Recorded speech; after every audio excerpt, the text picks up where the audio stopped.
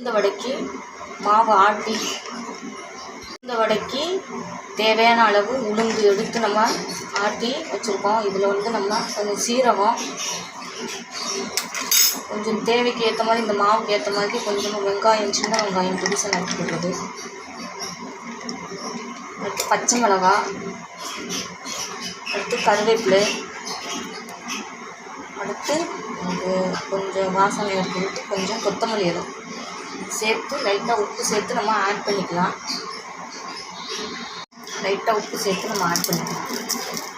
Add பண்ணிட்டு எண்ணெய் காய வச்சு நம்ம அப்படியே போட்டு எடுத்துக்கணும். நம்ம வடை சூடாகிடுச்சு. இப்போ நம்ம வடையை போட்டுக்கலாம்.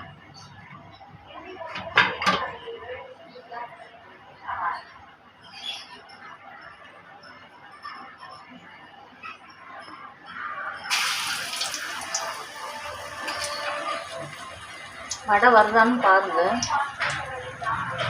நல்லா சின்னதாக போட்டிருக்கேன்.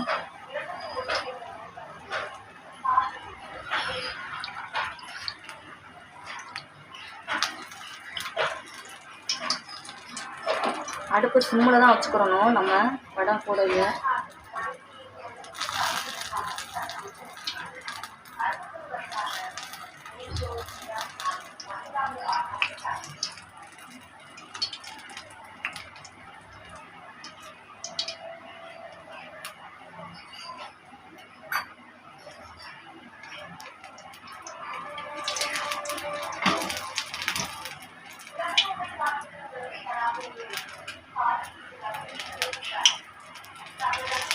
அடுத்து ஒரு 100 வடையை நம்ம போட்டுக்கலாம்.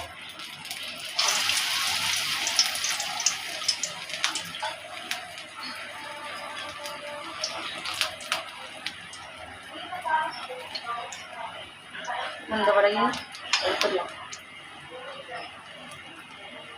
இந்த நிறத்துக்கு நல்லா பொன்னிறமாக வரணுங்க. நிறம் பொன்னிறமாக வந்ததும் நம்ம எடுத்துடலாம். இப்படியும் கருவி விடக்கூடாது.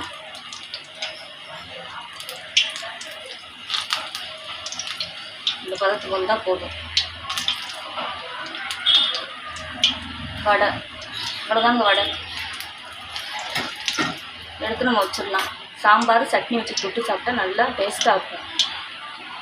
வடை ரெடி ஆயிடுச்சு. இதான் எடுத்தாச்சு. நம்ம இப்படி தாங்க சின்னதாக உடனே நம்ம மாவை ஆட்டி உடனே நம்ம வந்து எண்ணெயில் போட்டு எடுத்தோம்னா எண்ணெய் பிடிக்காது, நல்லாயிருக்கும். எண்ணெயும் நம்மளுக்கு வந்து இந்த ஒட்டாது பாருங்கள், நல்லாயிருக்கும். நல்லா கிறிஸ்பியான நல்லா இருக்கும் வடை. சுட்டு பாருங்கள்.